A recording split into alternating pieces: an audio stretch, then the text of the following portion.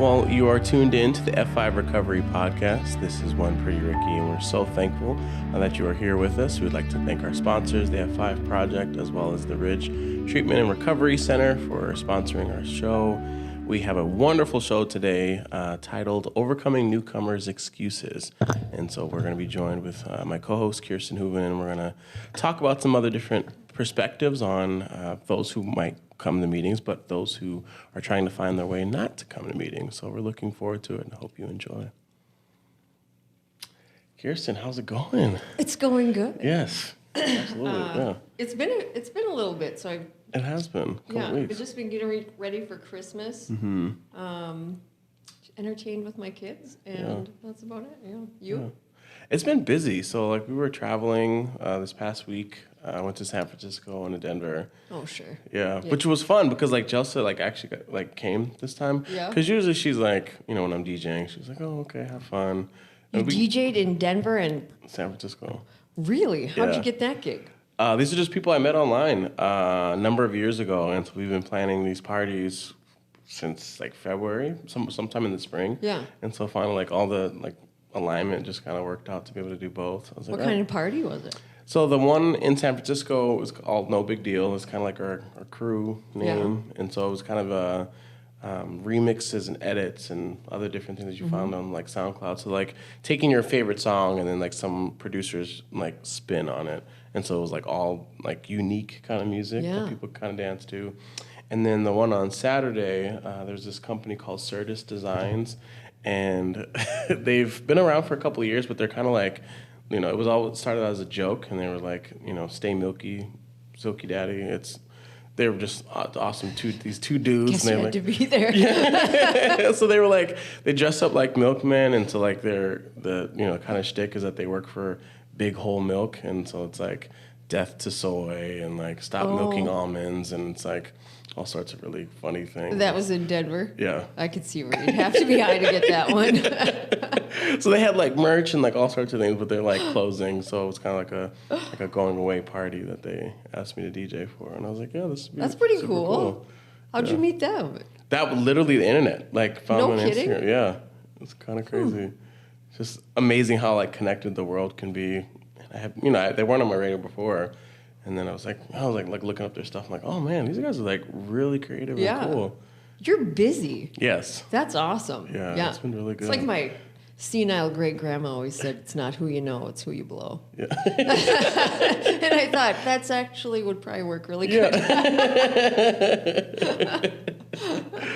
Anyway, not that you've been doing that, but I was like, whatever. I've been busy. Yeah. Yeah, but it's been good. Yeah. So holidays are coming up. Mm-hmm. We had Thanksgiving. We had our annual gingerbread house contest that I do with my family, and it's always like very bizarre, creative. Like you have to draw. This year we did interior design. Okay. So you had to draw a ticket that said what your theme would be, like cat lady or minimalist or whatever. Okay. And then the challenge, which would have been like my dad, it was hilarious, but he drew cat lady interior design, and then he also drew blind. So the blind cat lady had like pet skunks instead of, it was really funny. Yeah. So anyway, so we do that every year, and I think the Shrek wedding won though in a barn. And then just Christmas concerts and meetings and all of those things. Yeah. And I have had a lot of, not a lot, but like in the last month, I've probably had 5 or 6 people come up to me and ask me about a relative that has a drinking problem. Wow, okay. And it's interesting how it's always like during the holidays it gets worse because you have to get together, and then you are like, well, what's your excuses? And like, well, I just, all the excuses we give to not be a part of something, or the fact that we don't have any money, or we're living in a trap house, the average things. But anyway, and it is really, I don't know how you handle these situations, but mostly I just want to help the family member because you have zero control over what what the addict in your life is doing, you know, and it's hard when it's family because you want to not watch them die. Right. But if you overinvest, then like you're dying. Like it spiritually starts to eat you alive. And I think a lot of times the family member always wants the addict or whatever to be like, go be uncomfortable. Are you willing to be uncomfortable to go to meetings? Are you, go take those actions. But then it's like, well, are you willing to also like either have a therapist, go to Al-Anon, do something like that for your own health? Because whether they get sober or don't get sober, you need to be okay with it, you know? Anyway, so it is hard to watch. It's hard to watch them like, they could have had this joyous holiday and they're just consumed with, trying to control someone else, which is exhausting. But well, and it's hard. And I think, so in the beginning, being when I first got clean and going through the holidays and like, it was just, I'm not gonna lie, it sucked. Like, because it was a lot of questions. It was a lot of, because I got sober December 26th of 17. And so, like, it was a day after Christmas when I first, like, okay, I'm going to, like, stop. And then to go back a year, it was like a year later. And so, like, with my family, and it's crazy, like, the different perspectives on, like, how families, like, treat each other. Yeah. So, Jels's family is very kind of passive and just, like, they'll ask one question, like, grandma or somebody will just ask the one question, like, are you doing okay? Yeah. And they say, yep, I'm doing great. Like, and that's it. And so, like, I'm like, oh, okay. Whereas my family, it's like questions and like, let's talk about it. Like, who's your sponsor? And like all these things. And it's coming from a good place. Right. And they do, as you said, they do genuinely care. They want to make sure I'm doing okay. Right. But then it's just like, oh my God, like, I don't really want to dive that deep with someone who doesn't necessarily know any sort of addiction, doesn't really get anything about what I'm struggling with, and generally wanting to be concerned. But it's like, I'd rather talk with someone who at least has an addiction, or like as Adam talks about, like, that one drunk uncle, like that person's way more relatable. I know. Because then it's like, okay, you actually understand what I'm coming from. Even in whether you're being polite or you're not being polite, I can actually like share and say, hey, I'm struggling. Because the first time I told my mom I was triggered and I was struggling, she was like, let's pray, let's get to the Bible, let's do all these things. And I'm like, no, I'm not saying that to get help. I'm just saying because I want to be transparent, because that's what my program tells me to do. And it was a mistake. And it was just, it was too much. And I was like, okay, you know what? All right, Ma, I can't. She's like, I saw this on Intervention. Right. And then just coming something, I was like, no, Ma, like, no, that's not, I didn't tell you that to get help. Like, I'm getting help. I just want to bring you in, and I was like, nope, this was a mistake. Yeah. And I feel like sometimes, depending on what your family situation is, you kind of have to like tiptoe and like navigate, like, ooh, maybe I shouldn't have said that. Yeah. Maybe I should just keep this for my meetings with my sponsor. I know. And we're like, addiction's such a goofy illness because it's like that egomaniac with an inferiority complex. Like, I want you to notice me and be concerned about my well-being. Right. But stay out of my business. I hate it. You know what I mean? It's it doesn't make sense. Yeah. But I think it's hard to, like, maybe we should explain addiction before we go into how hard it is, the excuses that you have for not getting it, you know? And because I think a lot of people think that if you're sober, you're in recovery. Right. And that's just not the case. That's not the case. Like, if that was the case, then detox centers would pump out winners. You know what I mean? But it's not about getting sober. It's like if you were born with a headache and you, at maybe the age of 13, maybe you're at a 4-H thing, maybe you're in a tent, maybe there's cute boys.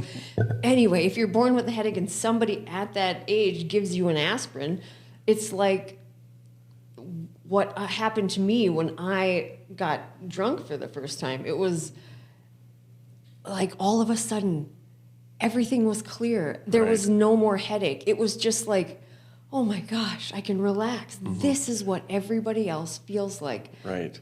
But you can't maintain half drunk from 13 on, you know? Right. So, but that was my medicine. And so otherwise, when it's sober, it's like this spring in your gut. And I don't have to explain it to you, but it just gets tighter and tighter. And I can't explain it. And I don't know why everything is so much work. And why do everybody wants something. And 40 hours of work a week seems a bit much. And you know what I mean? Everybody's an idiot all of a sudden. And then if I drink or use something again, I just relax, So recovery has nothing to do with getting sober. I can get sober, I can stay sober for a while, I can do all those things, but I can't enjoy my life at the same time.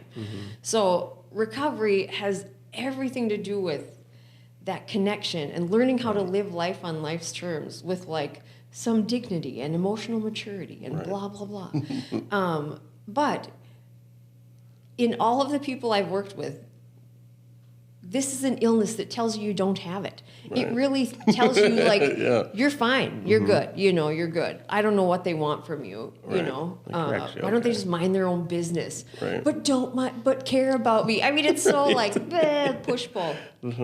Anyway, and so you got sober the day after Christmas. So I'm sure that people had pleaded with you before that to get your act together and whatever. Why the day after Christmas did it click with you? Because it's not like every family member is looking for the magic word. What do I tell them? To get, And so mine was, it was actually just circumstantial. So, because the day before, my flight had gotten delayed. And so the day after, like, it was on Christmas. Yeah, it was on Christmas Day. I was at Dempsey's, playing blackjack or whatever with my former boss or whatever, and then we had a flight, got to California, and so when you're around your family, this is, with my family, everybody's on top of each other. It's constant, you're never really alone, unless you go to the bathroom, then people leave you alone. But as soon as that bathroom door is open, everybody's just right on, and that's just how our family just operates. And so I never really got a chance to go out or go drink or go gamble or do anything, because it was just everyone is constantly with each other. And so then when I got back home, back to Fargo, I'm like, oh, okay, cool. I'm going to back home now. I can drink, I can gamble, I can do all my things now. And then the cops show up at my work. So then it's oh, okay, so I can't just go, life isn't just going to go back to normal now. Oh, you hadn't been charged yet? No. Okay. And so when you get back, and so it's Merry Christmas. Yeah. Here's your, what was your charge? What did it end up being? It was a Class B felony for theft. Yeah. I think it was the 10 to 50,000 or something. Because it was very public. It was very paper. Yeah. Yeah, and so and that was the weirdest, wildest part, because before, because leaving and going to California, I was oh yeah, I'm in my addiction, just oh yeah, life is good, and I'm okay, I'm gonna take 2 weeks off. Extra money. I'm gonna be be chill. I'm gonna have my time with my family, and then as soon as I get back, and I know I'm already pre-planning if obviously as you for sure. As an addict, okay, I can't wait, because I know where I'm gonna go. Yep. I know how much money I'm pulling out of the ATM, all of it. I had it pre-planned. I was thinking about it on the plane. I just can't wait to get back to Fargo, be back in my own element, and be away from my family, and just kind of be back to my secretive life again, and all that just changed. Yeah. And so it was just such a and then it was having to tell my parents, who I just saw 2 weeks ago, that not only I got fired and about to, probably gonna get charged, I don't know, but then I have to tell them about this addiction that I've had for since 21, 20, something like that, 12, 13 years, something like that. Was it that much of a surprise to him, or was it It was a shock. Yeah. And so, but I think good at hiding it. And you weren't there. You weren't there. Yeah, which that's what made it easier to be here, right. Because I am far away, and, I only tell them what you want to tell them, just, everyone has their own secrets. So I'm this is mine. Yeah. But I think what the hardest part was having that conversation with my mom of how she started to take it on it was her fault. Yeah, how come I didn't feel, or me, how come I didn't feel comfortable enough to tell her that I was struggling? Yeah. And she knew, she was you're drinking a lot, because she would see different posts, because of course.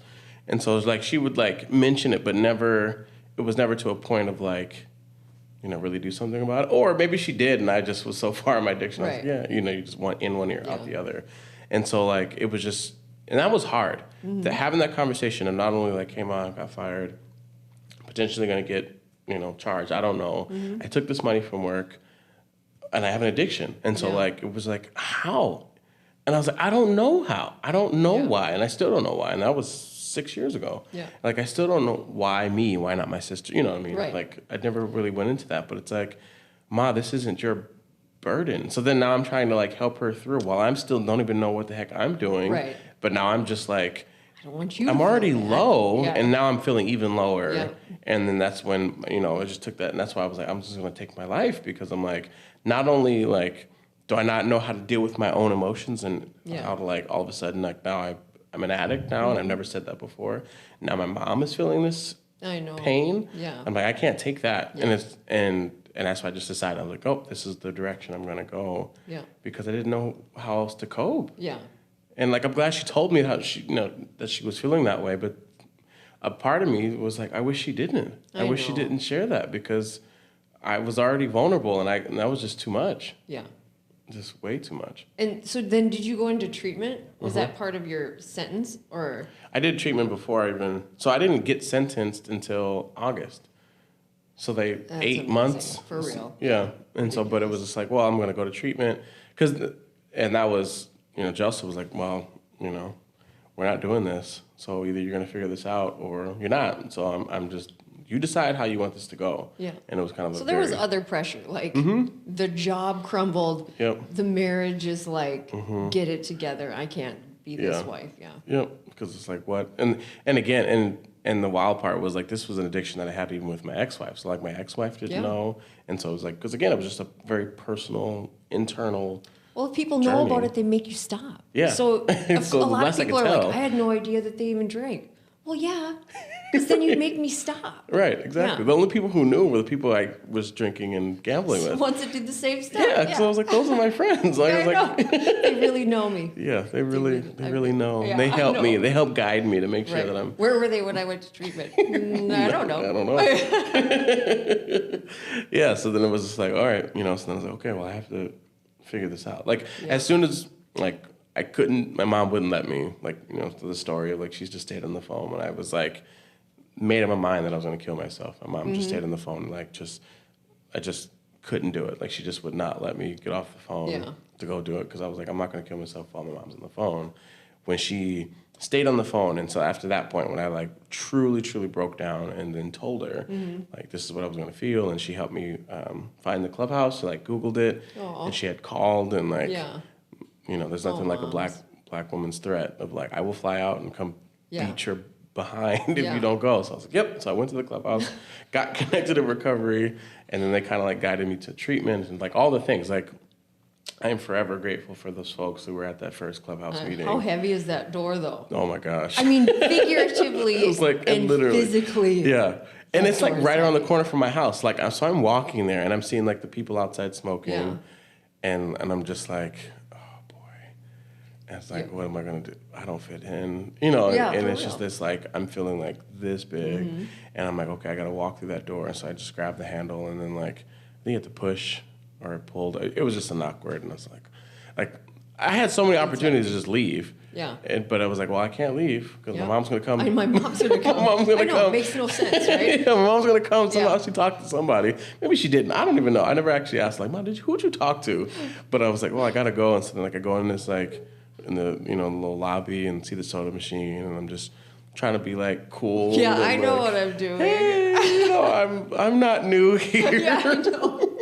I don't look like a deer in headlights. And then, so then the guys are sitting in a little side room on the couch, and they were like, hey. And I was like, hey. And I'm oh my God, I was just trying to be so cool. Yeah. And like, I don't know why in my mind, I was like, I have to be cool. Like, be cool, Yeah, Rick. Like, I know. And then I just sit down, and then we go into the other room for the meeting. This is the first time I've ever been to any sort of like anonymous meeting before. And so like they have the chants and like smashing the table, like hitting the table and just all these things. I was like, this is my life now. And I was like, okay. Doomed to nothing. Yep. And I'm like the youngest guy in there. Yeah. But it was great. And so then they gave me, gave me a coin, like, and just like was like everyone was just so happy that I was there. Yeah. And I was like, you guys don't know what I've done.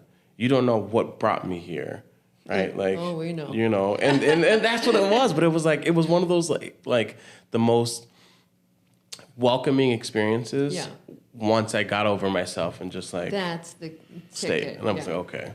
Because you have to be uncomfortable. You have to be Yeah. willing to be uncomfortable. Know that this is Hated not it. going to be awesome to walk into. Yeah. Like I think there's a lot of misconception when you get sober that it's like, well, we're all going to be happy to get. It No. just doesn't. No, you're sober. You're not in recovery yet. Sober is a miserable place where Yes. everything feels so 10 times like everything feels harder and you feel like everybody's looking at you and talking about you and thinking about you, and absolutely nobody but me is thinking about me. And but there's so many. If I had, like, I'll just try and remember the list of excuses that I've given or have heard or whatever. And a lot of times, like when I first started going to meetings, I couldn't get there sober. I couldn't be in public sober. It just was. I wasn't going to be able to do it. And I went to the first, I don't know, months and months worth of meetings under the influence of something. And nobody ever said, hey, you got to be sober to be here. They just said, keep coming back. And I didn't know what else to do. It was so uncomfortable. Oh my gosh, it was like walking into a junior high dance or something with a bad perm and my corrective shoes, and I never had a date till college, and oh God, anyway. But it's so uncomfortable and nobody prepares you for that. But if you're not willing to be uncomfortable, you're not going to get better. And you can't, this isn't an illness you can do alone. Right. You can get better from alone. I know a lot of people are like, well, I have an uncle who, he quit drinking, he's fine. Right. Well, there's always an anomaly somewhere for course. everything. Yep. But the vast majority find happiness with other people in the same sinking ship. You just, it baffled my mom, who was very much like your mom, and just like, I would breathe for you if I could. How's everything? How's your mental health? And I'm like, we don't need to talk about this. Yes. And like, stay out of I don't want any accountability. I don't want to tell you that I'm going to meetings because then you'll ask about them, and I don't need that. But she just very much wanted to help, and so I can't tell you how many therapists and psychologists and all of these people that I saw that had me talk about more about me, which seemed to just make things worse, which once you know what addiction is, you can see how, obviously that made it worse. It's like the wrong treatment. Right. And then, so all of this help and all this money they put into treatments and all this stuff. And then I go to church basement, talk with other boobs in the same situation as me that can't get their stuff together. Oh my gosh. And I quit. I just got sober and my life got better. You know what I mean? It blew her mind. And I don't know why I kept going, because I lied about everything in my life. But then I had a court card that I had to get signed, so I thought I legitimately had to get it signed. Right. Anyway, but the biggest things I hear are the God thing. And just don't think about it. You know what I mean? If the prayer bothers you, don't think about it. If whatever bothers you, you're there to not die is what you're there for. And I can promise you that if my dealer and or bartender said, hey, before I serve you, or before we do this line, we're just going to say the Lord's Prayer, I'd have been on my knees quicker than I was in college. Right. You know what I mean? It would just been, I'd have been like, now. But then when we get to a meeting, I'm like, well, I don't know, I might have been offended by that. So you know what I mean? Like, you don't have room to be offended. You're going to die, you know? Yes. Oh, man. And they always say the first thing you get back when you get sober, which kills you, is your opinion. And it's so true, because suddenly I know. Anyway, what were your excuses? Or you just were like, I'm here. Oh, it's all great. No, well, I think a lot of my excuses were just the inconvenience. Oh, yeah. Mine was a favorite. Like, it was never a convenient time. So, like, because of the clubhouse, which is actually where I got my first sponsor, my sponsor was was in AA and GA, and so he's like, you should probably come to GA. Yeah, Like look at I was you. like, oh, okay. I was like, whatever. What's your charge? And so Yeah. then, so they had GA was on, it was Monday nights, Thursday nights, and Saturday mornings at the time. And I'm like, oh man, there's so much time in between these meetings, and if I can't make Monday, and so then, but then I was like, well, I was in treatment on Tuesdays and Thursdays. And so I was like, well, there's just way too much time, which is like so funny because I was like, I would make time. Like I would stay up late. I would like find all the ways to make sure that I could go out and like drink and like gamble. And then when the bars would close, at 2:00, Right. and I found out that you can gamble online on your phone. And I was like, oh, this is amazing. So I could literally gamble 24 hours, 8 on o'clock good money. was too late. Yeah. And so I was like, oh no, man, these Monday night meetings, like this is inconvenient. It's only on Mondays and Thursdays. Can't they do a Wednesday? And then I'm starting to like try to negotiate when Got the your meetings opinion time we're back. gonna be. Yeah. And I was like, what is going on? Like I'm like finding I'm being inconvenienced by this meeting. Yeah. It's so ridiculous because there's there's meetings literally, and now obviously that I've been going, like, even if I didn't go to GA, because I was still going to AA, because my sponsor was like, well, if that's too, bless my sponsor's heart, he was like, well, if these meeting times are inconvenient, you can come with me to the nooner. Yeah. It's every day at noon, and I was like, well, I didn't want a solution. no, exactly. I just wanted to complain. I wanted you to like agree with my complaint that these meetings do suck. Like, no, he was like, no, there's we can just go to the noon. Like, don't you have a lunch break at noon? I was like, I don't know. well, yeah, but I don't, but I don't want to go to a nooner. I don't want to sit there on my lunch break. Like, my lunch break is my time. Yeah. And just all these things, like, it was just so like, oh my gosh, just the inconvenience, quote unquote, of like when these meetings was like my biggest like. But again, I didn't look at it from the perspective of like, this is going to save my life. Yeah. Or that, 2 not weeks too ago, long ago, I want want to kill myself. But now these meetings are inconvenient. They are. Or now I don't want to like, I don't want to talk about me in treatment. I want to ask the questions rather than be asked. I'm like, come on, get over yourself. And it was just like looking back, it made so much sense. I know. In the beginning, it made so much sense to me that I was like, no, this, like my feelings are valid. This is an inconvenience. Yes. This does suck. Like I hate having to explain it. I hate that my face is in the paper all the time. Like all these things are like, as you said, this is like the worst. I'm in the worst period of my life.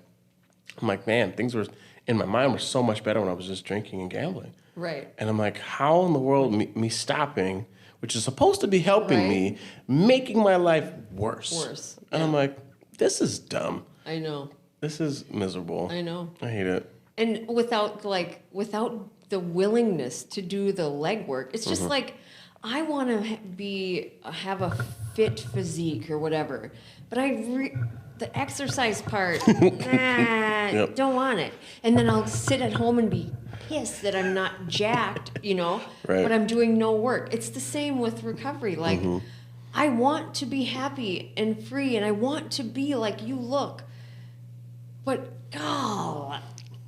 I'm not willing to be uncomfortable. Right. And then I do say things like, I don't like change. Well, if I were to give you $1 million, you would like change. Yeah. It's like you said, I don't like the inconvenience. I don't like being inconvenienced.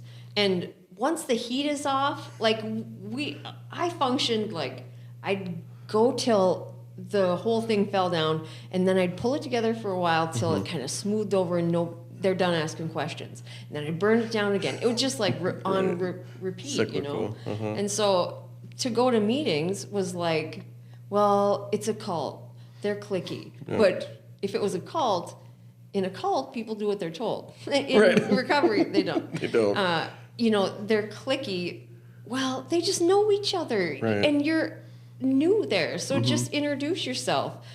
And just think, was I willing to do this in my addiction? Was I willing to do this? They always say it's not an addiction until you've sucked a dick for it. And so that does translate to recovery now that I think about it. But that's probably not suggested. But anyway, whatever keeps you at the meeting is good enough. Right. But a lot of times it's like, well, now that I'm sober, why do I have to give up every night to recovery? Or my family wants me home now or whatever. And I can do that. I can not do the meetings and I can be at home. Right. And I will be a horrible mother because I've tried it. I've just become someone who's short-tempered, and I like the levity of life kind of leaves me, and that spring gets tighter and tighter. And that still happens. I have been around for over 20 years, and yes, I did sober up in my early, like 5-ish. I sobered. Anyway, but it still plays out because it's still an illness, and it's just doesn't go away. You know, it's just like if you were diabetic or whatever. Without taking care of your physical body, nothing else can happen good outside of that. So it's worth giving up a couple evenings to be a better mom and a better wife and to just find joy in life, you know? And I'm just trying to think of the other excuses I've heard. There's so many. There's so many. Anyway, yeah, they're cliquey. The God thing is a huge one. Yeah. And I just think we start to pick something apart when it's healthy for us. I'll pick the words apart and I'll make it so it doesn't apply to me because this is an illness that tells you don't have it. And I have heard people say, you know, I'll say, hey, have you thought about maybe going to meetings or anything like that? Connect with sober people. They're like, well, no, but there's this new drug, experimental. I'm willing to try that. And I'm like, you're willing to try an experimental drug that could kill you instead of just going to this free meeting where you don't have to sign anything. It's not a pyramid scheme, nothing. People are nice there. If you want to be a part of it, you can be. No insurance involved. Right. Super cheap. We'll stick with the experimental drug. I mean, it's really crazy. When you say it out loud, it's crazy. But when you're in the, as an addict, thinking about it, you're like, no, this makes total sense to do it like this. Because I'm just replacing one drug with another drug. Yeah. Yeah. Yeah, you have something that tells you don't have it. Right. You might have to trust somebody else's thinking for a while. And that's humbling, you know? That's humbling to get to a place in your life where you're like, I guess I got to get another grown-ass person to tell me what to do, you know? Right. Or they're like, I don't want to get a sponsor if somebody tell me what to do. Well, the law's been telling you what to do for years. You haven't listened to them either. Right. So just, you know, just give it a shot. What do you have to lose? And one of the great things I heard when I first got sober, after I'd been using for months and months into the meetings or whatever, a woman said to me, just give it 100% for 3 months. 100%. They will. The drug market will take a hit, but it'll still be here at the end of 3 months if you want to go back to it. You know, they always say we'll refund your misery if you don't want this, but just give it 100%. If people say let's go to coffee, say yes. If people are like let's hang out and go to movies, say yes. Just do all the things, and if it doesn't get better, you can have have it back. Just that easy. But even that 3-month commitment felt really hard, but I was just desperate enough, you know. And there was anything in my family that anyone could have said the magic word to make me get sober. Right. There just wasn't. It was good that they expressed their concern, but like you said, it really did. Knowing that I was causing them heartache made it harder for me to be around them because I knew I couldn't sober up. I just knew it. I could not imagine a life sober, and I didn't want to break their heart anymore. So. And I didn't want to be asked all the questions and be a failure again. Right. Or I didn't want to say, I'm going to get sober this time, and then not do it again, you know. I was just tired of being a disappointment. And I don't know what the magic thing is. If I could figure it out, we'd be millionaires, you know. Because it's such a invasive, it's just like, I don't know, it's an illness that has no forgiveness, you know. So it's hard to watch families. I think that's the hardest part. But there is Al-Anon. There is there is religious organizations. There's so many people you can talk to to keep your own sanity, because when my brother called me, I was probably, I don't know, 10 years sober, and my brother called and said, listen, I got to sober up. And and it was like divine intervention. I don't know. But I just remember telling him, Ray, this is really hard. And so if you don't ever get sober, I love you anyway. No matter what. Just know that first and foremost. Secondly, I can't help you. I can't be the one to help you. I will connect you with as many people as I can, but I'm too emotionally involved in your life to be helpful to you. And luckily, it doesn't always turn out that way, but luckily he got in touch with a couple guys that I know that go to meetings, and he's been sober since then, and he's been an active member of AA, and I don't know, I'm probably his biggest fan. I think he's the greatest, but I got lucky, you know what I mean? Yeah. But just to know that, like, had he never gotten sober, I would hate for him to think that because of that I cut off communication with him, or he was a disappointment to me somehow. Right. That's just not like, I don't know. I always think, like, a lot of times they're like, well, I'm going to set up a boundary. If he drinks again, he cannot talk to me. I'm like, well, that's not really a boundary. A boundary is something that you set up inside yourself. Like, if he drinks again, I'm going to just not give him money, but I'll continue to be kind and loving. You know what I'm saying? Right. So anyway, it's just, I think people get scared and their feelings get hurt, and a lot of unnecessary actions get taken within families that are crushing, you know, that are crushing. They're hard to come back from. But anyway. Well, I want to thank, before we go to our next segment, I want to thank the F5 Project and the Ridge and Recovery Treatment Center, two of our amazing sponsors who help fund this podcast. And, of course, want to thank Telwell. We're in their studios as well. Just always awesome that we just have such great people who want to support us and want us to be able to continue to get our message out. So thank them for sure. And I think you had talked about a little bit of when Ray had called and had said that, hey, I'm ready to get sober. How difficult was it for you to be able to say, hey, I'm really happy, I love you, but I can't help you? Was there like, because I'm assuming, right, your immediate response is like, okay, great, I'm 10 years clean, I know everything what to do, we're going to this meeting, you just come along on this journey, we're going to do this. How difficult was it for you to not do that? Not to be like, okay, I'm sister, I'm going to come in and just, we're going to do this, and be like, you know, hey, you need to do this. Like, I'm proud of you, but you need to do this for you, and I can guide you, but I'm not going to do it with you. Really difficult because, you know, you wait for that day, and you just think.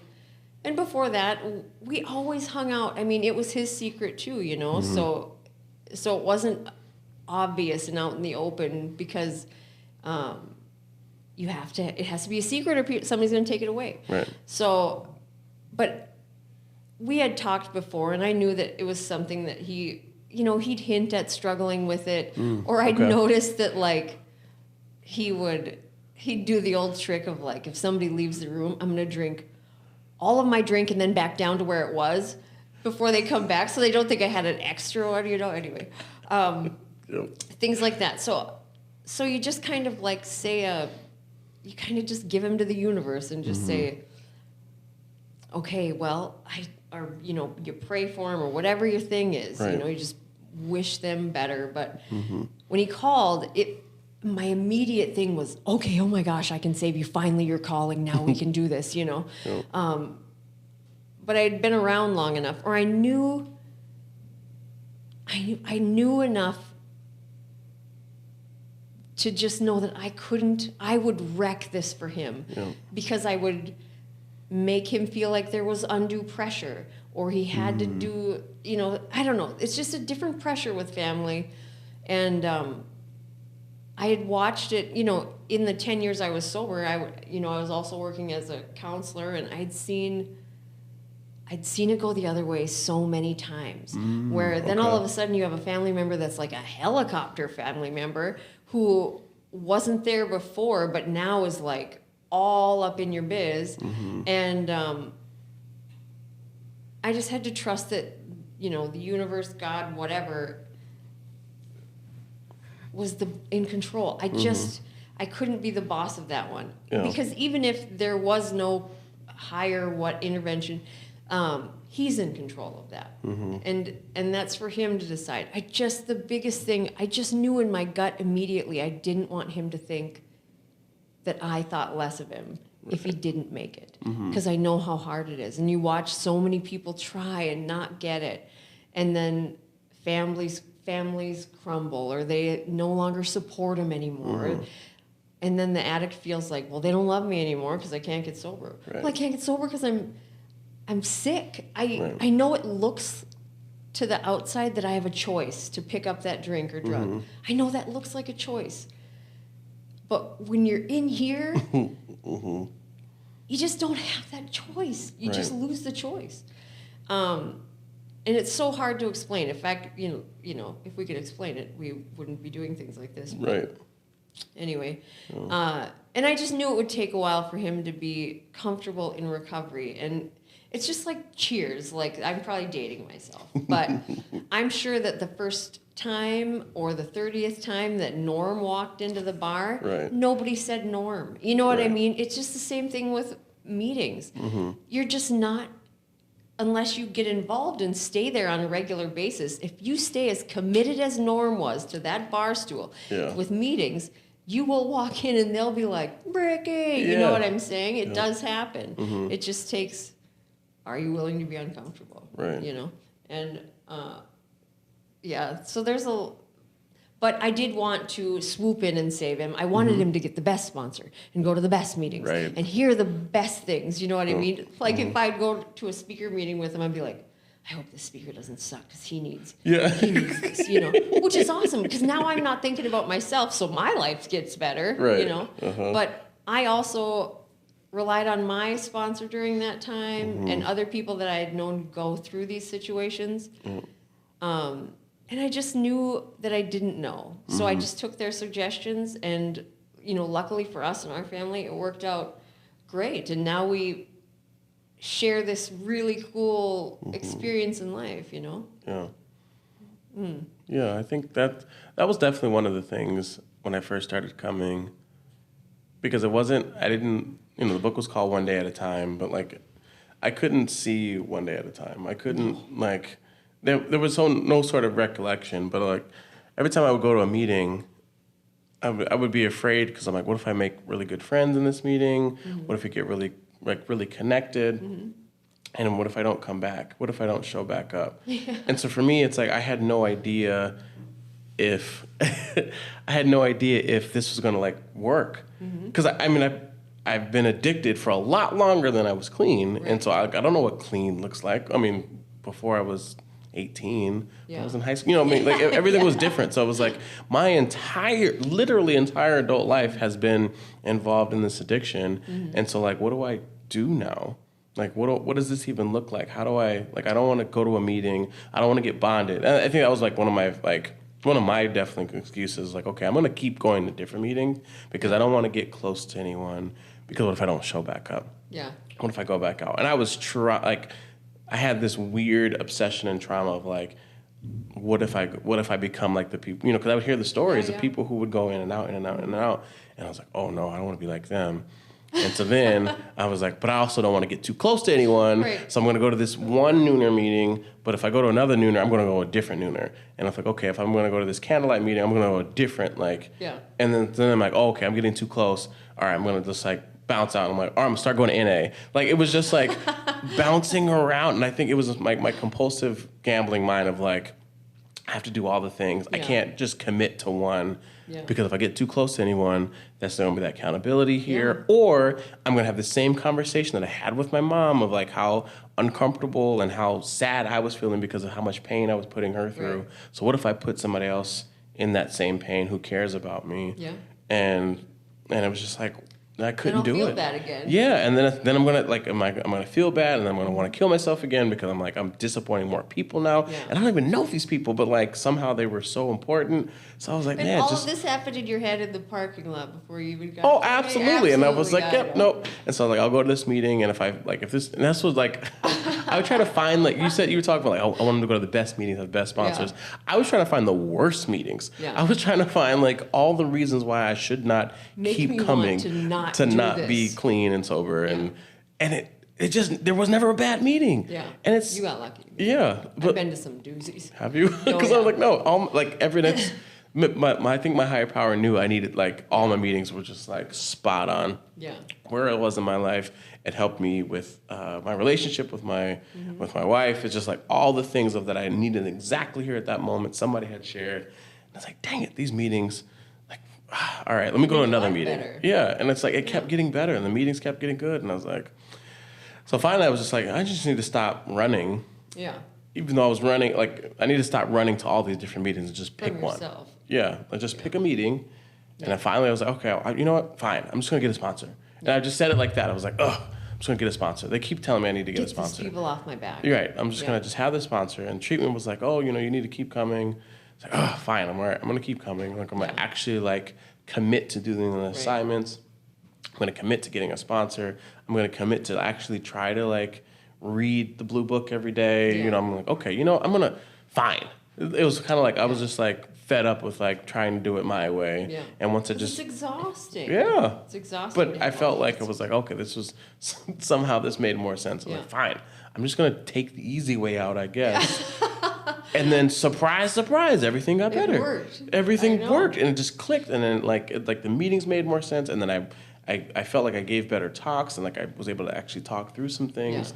And then when I was having some of the people that were in treatment, like would go back out and different things, like I was willing to like welcome them back in, and like so the same things that I was afraid that was going to happen, I was able to do.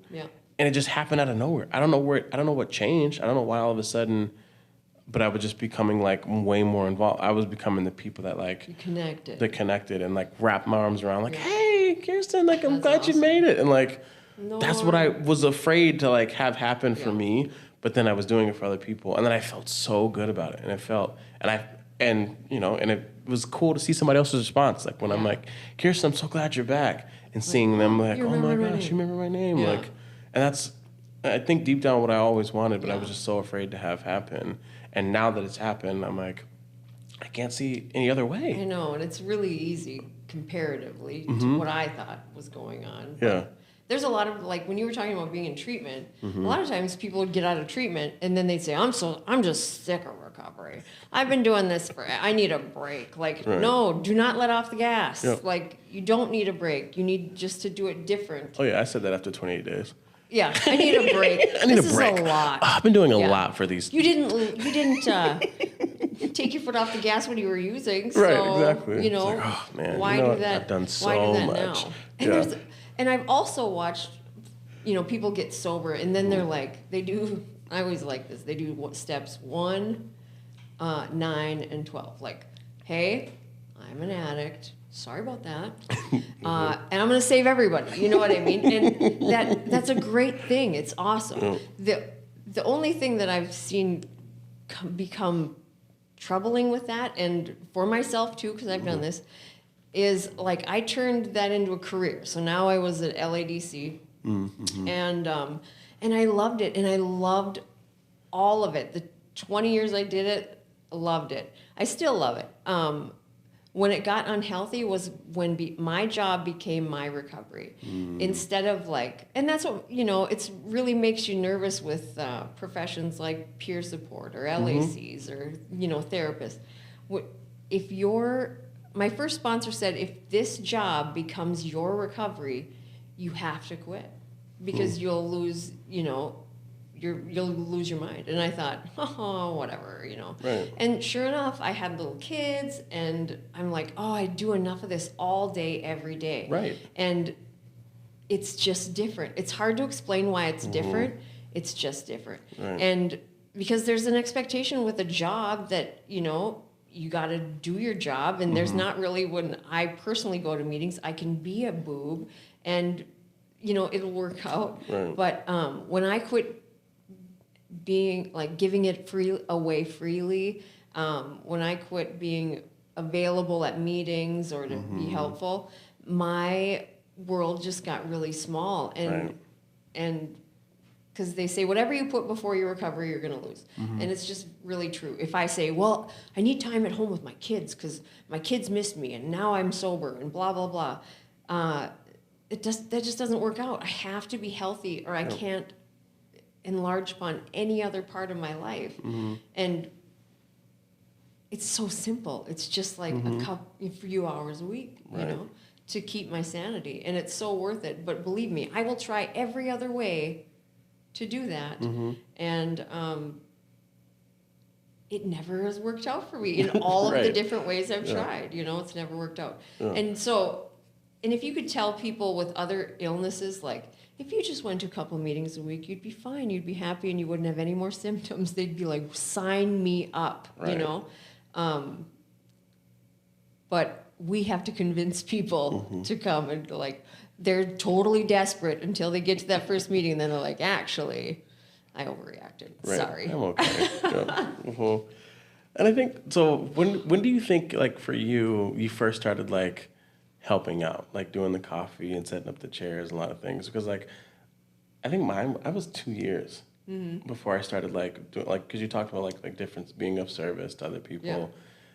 Like, that was never on my radar to, like, do. And even though, like, it was encouraged, like, I mean, I saw the need, but I was just, like, was not in that place. And I think the difference was right when I started doing that because I was doing more service work for F5. So when I started working for F5 and just realized, like, how, like, meaningful it was, then I was like, oh, okay, I should start doing the same. I'm getting paid to do this with F5. I should start doing this for volunteer, for, like, GNA and all that. But, like, at what point do you feel like, okay, I need to do this. Like, I need to be of service. I need to, instead of it being just about showing up. The whole give it away to keep it. You have to give it away to keep it. Give it away to keep it. Which didn't ever make sense until it does make sense, you know? Luckily, I got sober when I got sober, it was in a small town, and I found a meeting that was all guys and all my age. So that was all I needed. I'll keep going to that one. But luckily, that was a group of guys that was really active, and they just said, okay, you've been here 2 weeks now, you know, or whatever, just immediately. And do you have a sponsor? I'm going to get you a job at your home group, which just means, like, set up chairs, make coffee, do things like that. They let me be the treasurer. I stole a lot of money. I did repay it, but that's a dumb thing to give a new person anyway. But it was immediately, and I think I was only sober 3 months before they're like, you're going to sponsor her. And I'm like, I don't know what I'm doing. And they're like, that's perfect. You go talk to her, and then you talk to me, and then I'll tell you what to say. And it just, like, worked out beautifully. And the more you give altruistically, the more full and big my life becomes. And I always thought, well, I have to deal with all this trauma and all this stuff from before and whatever. Well, that's putting the cart before the horse, or whatever they say. Because if I'm not sober, I can't deal with any of that stuff anyway. So just get sober, get stable in your sobriety, find a sponsor. You will get to working through all of the crap from before. It's not going anywhere. So just leave it packed for now, and try and figure out how do you get yourself to a meeting and stay there, you know? And initially it's an addiction, right? So you're just addicted to the next thing that makes you feel better, you know? And so I started going to meetings, and I found out I really like boys. So I became a really effective stalker, you know what I mean? Anyway, but that was my focus. And then work, and then money, whatever it is. If it keeps you going to the meetings, good. If it's guilt that keeps you going, good. Whatever keeps you going until maybe something clicks and suddenly you want to go. I'd always say, how long do you have to go to meetings? And they're like, well, till you want to. And I thought, that's dumb. What a dumb. Is that another, like, cliche? Is that a little bookmark somewhere? Anyway, but yeah, immediately I was involved in doing, getting out of my own head, getting out of my own way. Well, actually, I think and that's what I love about recovery is that everyone's recovery journey is so different. How your journey started, how my journey started, how Adam's journey started is all very different. We're on the same path. We read the same books. We do the same things. but like it doesn't matter how you get there as long as you get there. Yeah. That's the ultimate point is like no matter what excuses, no matter what thoughts, whatever is going to get you there, just get there. And then however it's supposed to happen will happen as long as you continue to just get there. Yeah. If you're willing to be uncomfortable, you're going to be uncomfortable. This is going to suck. It's not a worksheet you did. This is actually going like boots on the pavement or whatever that saying is. Yeah. I'm not real good on the sayings today. Yeah. Yeah. Well, again, we want to thank F5 Project and the Ridge and Recovery Center for being a sponsor of this podcast. Kirsten, thank you so much for just being on the podcast with me. I appreciate you. Just an awesome co-host. And again, as we're kind of wrapping up, is there anything you want to kind of share? Maybe kind of give some of those newcomers who are still on the fence about committing and going to that meeting again? Just go. Whether you have a thing against or for 12-step programs, whatever. At the end of the day, you just need to meet other sober people. I mean, we can all agree that is a necessity. You need to have other connections that are sober, that don't live in a trap house, that aren't a bartender, that aren't the ex, and blah, blah, blah. Right. Just other sober people. Even if you take away all of the steps or all of the everything, just meet other sober people at the end of the day. And even if you've been around a while and you're too busy and you have all the excuses, just go. It's such an easy fix. Right. And if you have a family member that's struggling, just love them in spite of. You can love somebody and not give them money or let them stay on your couch. You know what I mean?